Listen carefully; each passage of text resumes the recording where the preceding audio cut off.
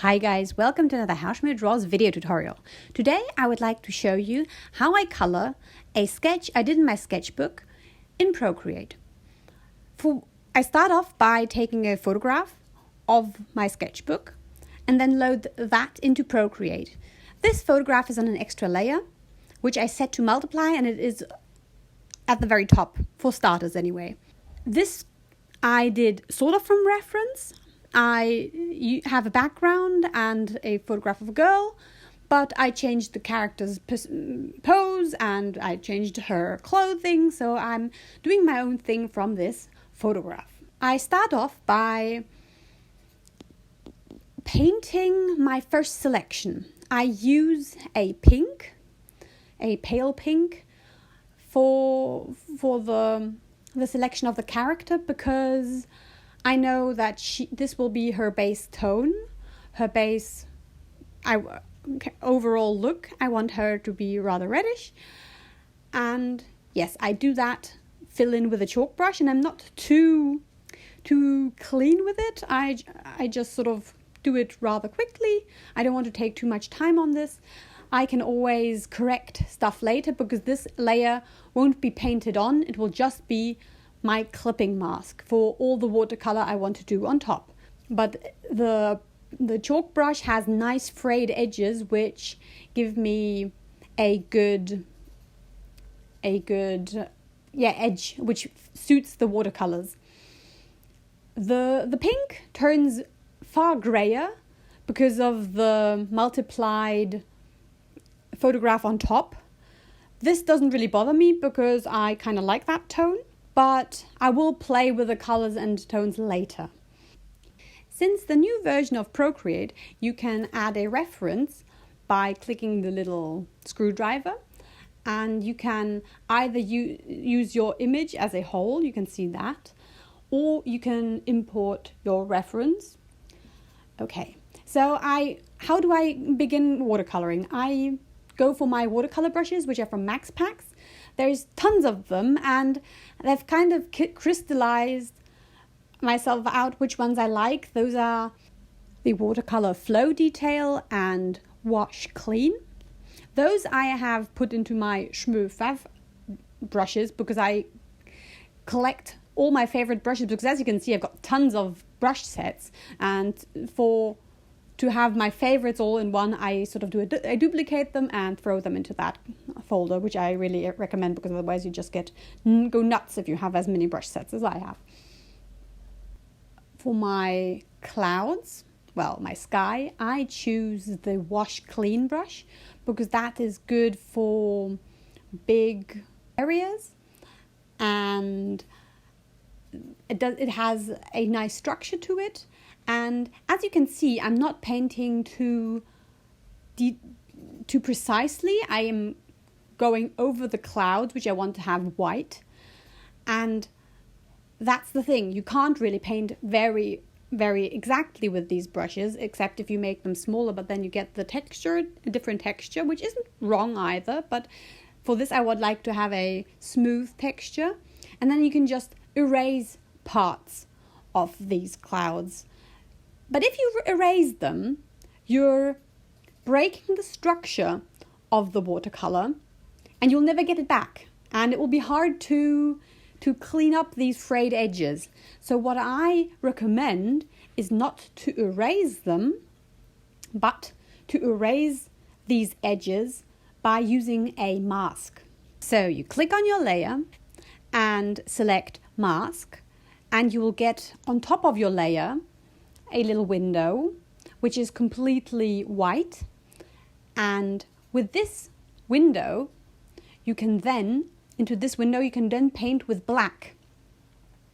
So by doing that, because the mask can be switched on and off, and then you can see the undisturbed structure underneath, but you can still then so you can go back and clean up your things. So I don't say that you always have to do it. It's just a method of working which is really helpful when you want to keep your structures. And in masks, you can always paint in a grey scale. So if you paint grey, you will have a slight transparency. So that's that basically. So you have the whole range of like transparency with grey. But I usually paint in black and white, sort of to erase stuff or get it back.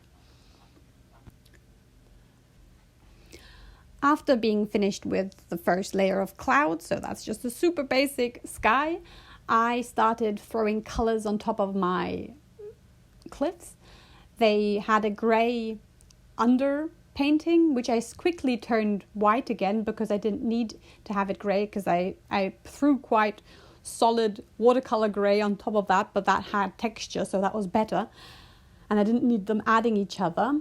And on this grey, I sort of added some color variation by sort of gently adding tones in there, so it wasn't as boring. And something that is what I really like doing is having color variations underneath and then having my shading on top, like adding some shadow via multiply on top of this already very rich, textured, colorful surface, which is, but in value is very similar, but not in color.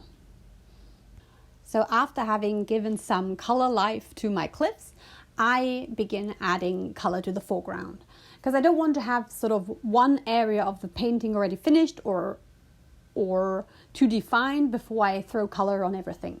So now I start doing the sand, and also I'm adding color variation there on layers set to normal, so I'm not going into multiply at the moment. The watercolors actually add to each other very nicely when you sort of add them to normal on top of each other as well. It's a difference if you have them set to normal and you put a new layer on top, then it is more opaque.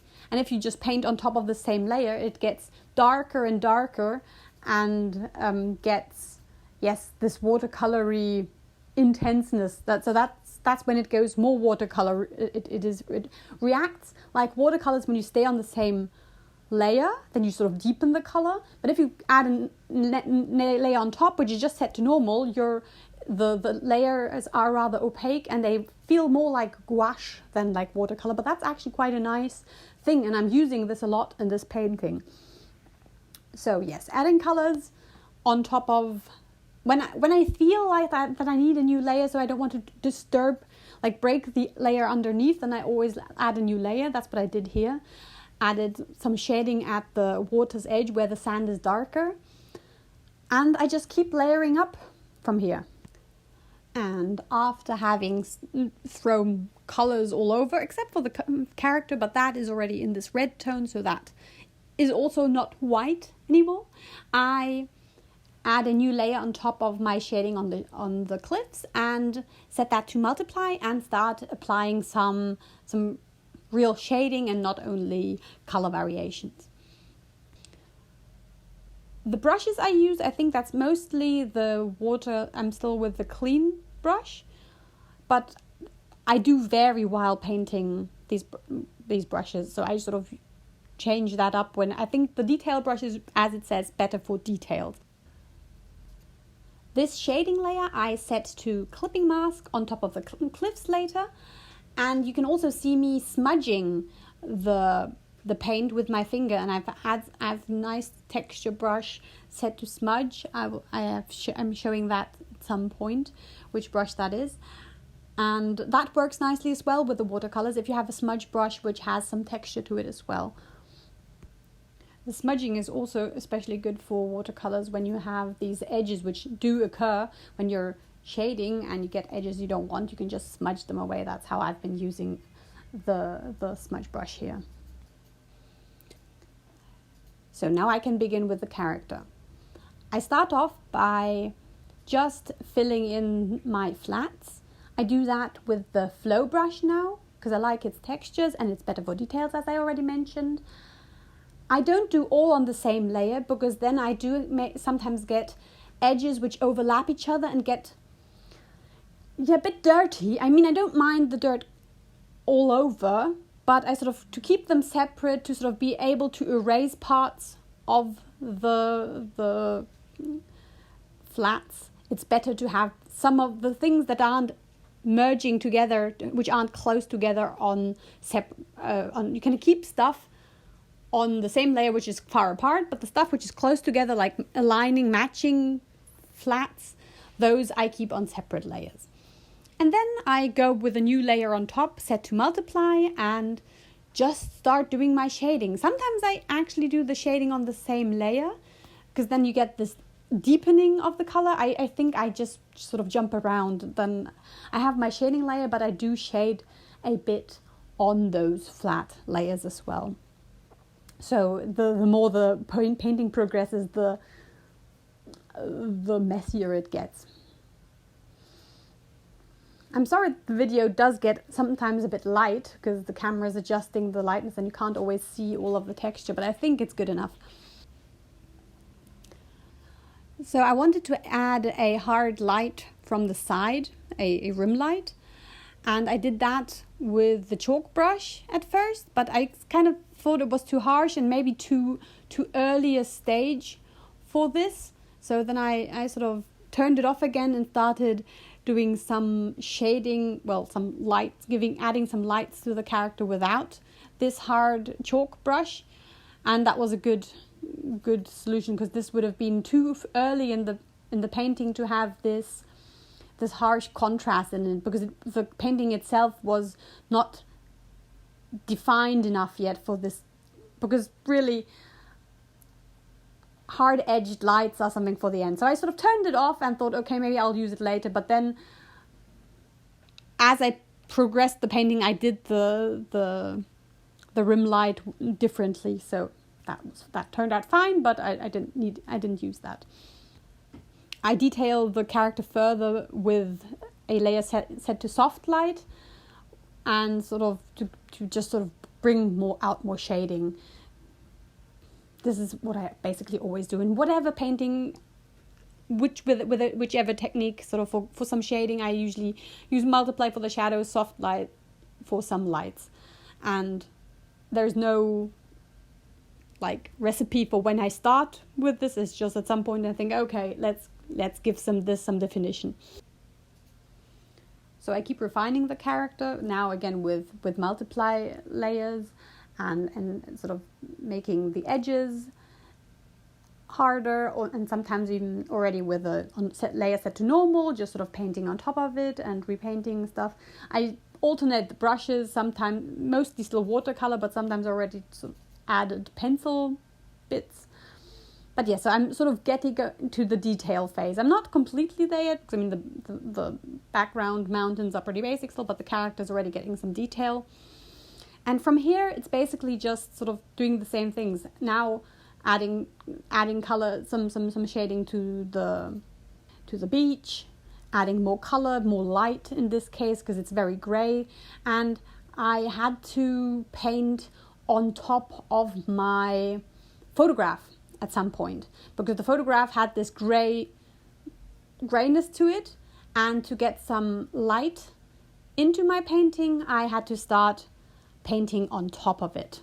And that's actually quite nice, because you already get this tint which isn't completely white, and you can then go lighter on top of that.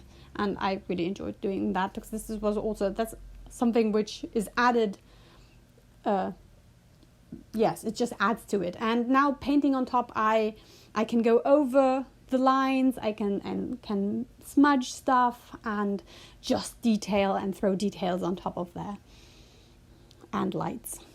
I'm now painting on a layer completely over everything. I think I don't go into the character anymore, or into the background. I'm not dependent on these extra layers anymore. I can just sort of throw layers on top of each other, and yes, just add more detail on top.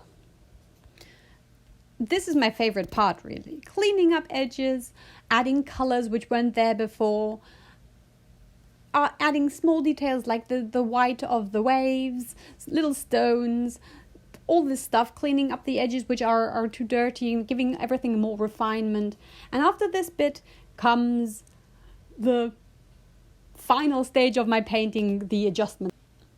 When using adjustment layers at the end, I usually do a copy of the complete painting, and then insert it on top as a layer, as a flat, and then apply some kind of layer effect to it. Either multiply or soft light. In this case, I use multiply.